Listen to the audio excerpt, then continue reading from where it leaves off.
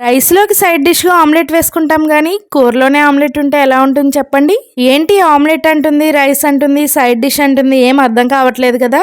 Video మొత్తం చూస్తే మీకే క్లారిఫై అయిపోతుంది. టేస్ట్ మాత్రం అద్దిరిపోతుంది. ప్రాసెస్‌లోకి వెళ్తే మినీ ఊతప్పం పాన్ ఉంటుంది కదా! అది తీసుకొని ఇలా ఆయిల్ అప్లై చేసుకోవాలి. ఇది లేని వాళ్ళు తాలింపు ప్యాన్‌లో అయినా వేసుకోవచ్చు.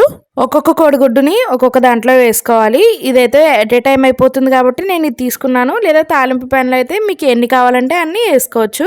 పైన కొంచెం ఉప్పు, కారం స్ప్రింకిల్ చేసుకుని మూత పెట్టేసి ఒకవైపు ఫ్రై చేసుకోవాలి. మరొక వైపుకి అన్నీ కూడా టర్న్ చేసుకుని మరొక వైపు ఫ్రై చేసుకోవాలి.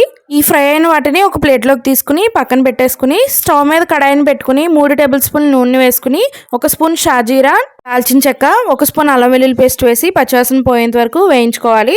తర్వాత దీంట్లో 1 కప్పు ఆనియన్ ముక్కలు, పసుపు, ఉప్పు, ఒక మీడియం సైజ్ టమాటా ముక్కలు, పచ్చిమిరపకాయలు వేసుకుని ఇవి మంచి గోల్డెన్ కలర్ వచ్చేంత వరకు మగ్గించుకోవాలి. తర్వాత దీంట్లో కారము, ధనియాలు, జీలకర్ర, గరం మసాలా పౌడరు, గ్రేవీకి తగ్గట్టుగా నీళ్లు, కరివేపాకు వేసుకుని ఒకసారి అంతా బాగా మిక్స్ అయ్యేటట్టు కలుపుకుని కూరనైతే ఉడికించుకోవాలి. నీళ్లు మరుగుతున్నప్పుడు ముందుగా మనం ఫ్రై చేసి పెట్టుకున్న ఆమ్లెట్స్ని వేసేసుకుని బాగా మిక్స్ అయ్యేటట్టు కలుపుకుని కొత్తిమీర వేసుకుని మూత పెట్టేసి ఆయిల్ పైకి సెపరేట్ అయ్యేంత వరకు కూరను ఉడికించుకోవాలి.